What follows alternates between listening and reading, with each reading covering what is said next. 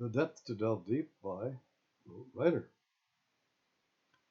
Chapter 36 Ferries and Buses. While waiting for the ferry, the Caledonia McLean, to arrive, Rote becomes aware of someone behind him in the line inching towards him. He thinks nothing more of it. Soon all the passengers board the ferry to Mull. Once on Mull, he's back on the coach to the next ferry to Oban. In Oban, Rote boards the bus back to Glasgow. He'll board another one onwards to Edinburgh. In Oban, on board the bus to Glasgow, he sits in his seat. He's been aware since the start of the trip of someone sidling up to him on the ferry ramp and at the stance while waiting for the bus to arrive in Oban. There they talk a bit, both acknowledging their respective return from an Easter weekend on the holy island of Iona. Meanwhile, Rote at the get-go is trying to connect with two women who are as well returning from their Easter weekend retreat.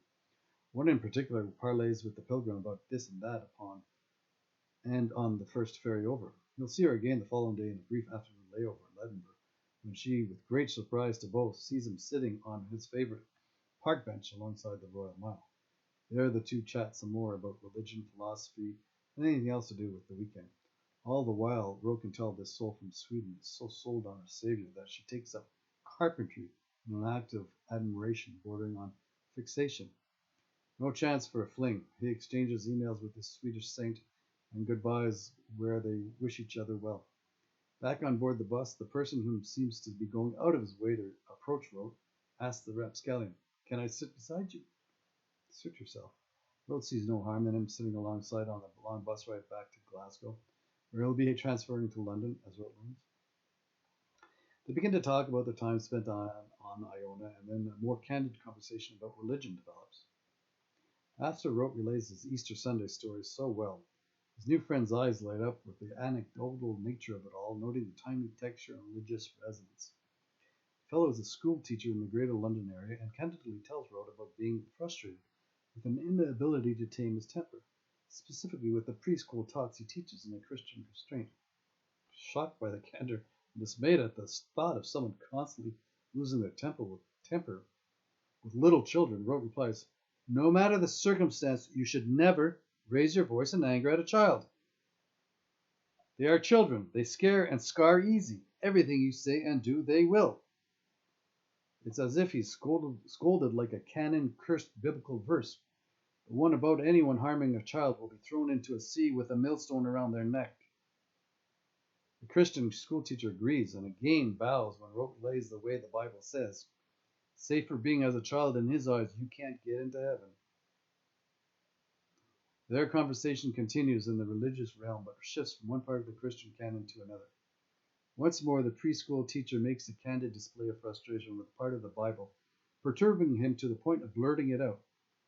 Just by the tone, he relays his utmost dismay at Judas for betraying his Lord.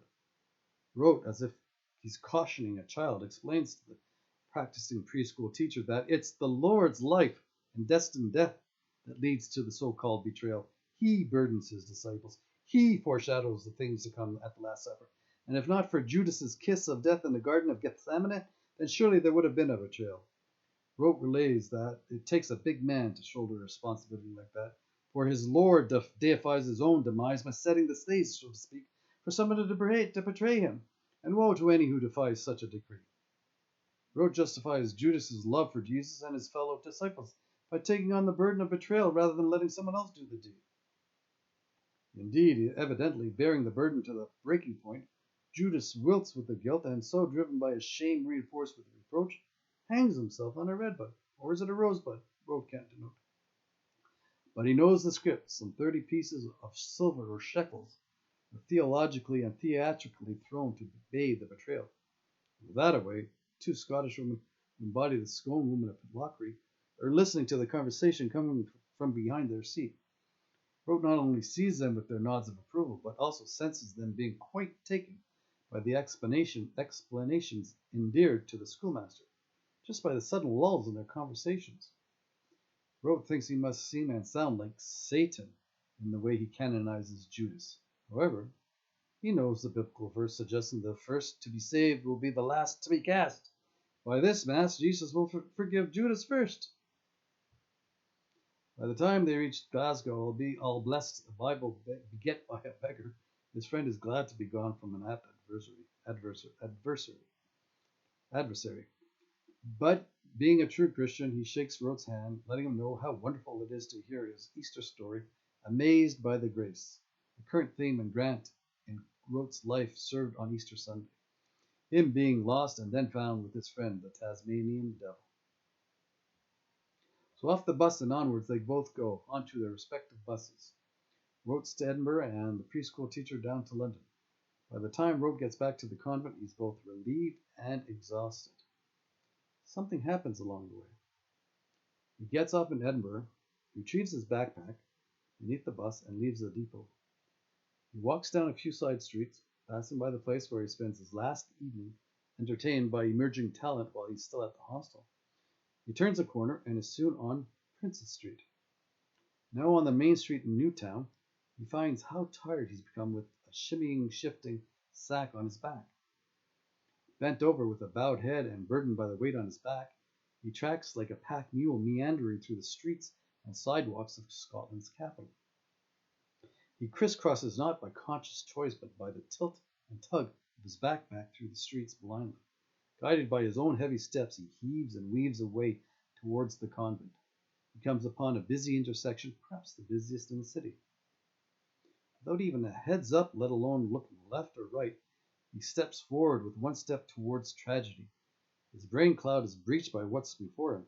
With help from his backpack's sudden momentum shift, he takes 2 steps back. Before him lies a man dead, spread eagle, face forward, sprawled out on the pavement, with his long trench coat covering him like a foregone conclusion. Alive but 2 seconds before. So found after the sound of a screeching double-decker bus showing a shattered windshield. It's a death blow as the blood begins to ebb and flow. A bewildered crowd circles, stunned. They stare stupidly at the stark stiff, dumbfounded by the dilemma of death. Rote decides instantaneously he's seen enough of this tragic scene. With post-haste, he walks in between the bus and the deceased, not at all wanting to become a spectator, though Rote does make note of that overcoat for some reason. A few days later, he learns about another accidental fatality on the very same corner. A tourist is killed by a falling piece of old masonry, apparently an all too common occurrence in some old cities. Back in the convent, Rote removes his backpack. A few days later, charitable items are brought in. They're brought bi-weekly by the bagful to the convent. Rote's friend, who loans him his sainted sleeping bag, asks if a recently donated item will fit him. After trying it on, Rote realizes with recoil that it's the same overcoat seen.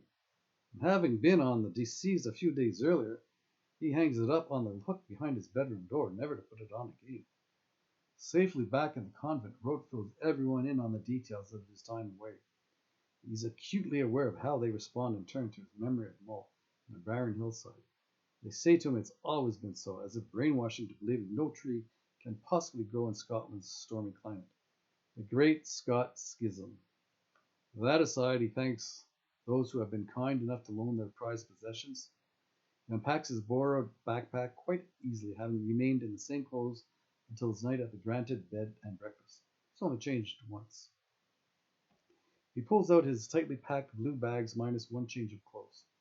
He hangs up the lone-soaked sleeping bag on a clothesline in the laundry room. He hand washes his socks and underwear. All right, after adding another already growing arsenal of addresses, he's successfully seen another part of Scotland in the only way he knows how, not knowing. Though he knows he's spent the 70 or so quid left on the transportation there and back, managing to return with 20 pounds in the process. Not bad. The next day begins by trying to find a way to be paid for the work done at the college. He will tinker with the thoughts of travel to Ireland next. 200 quid, the amount owed, will go quite far for a traveler with Rote's resource.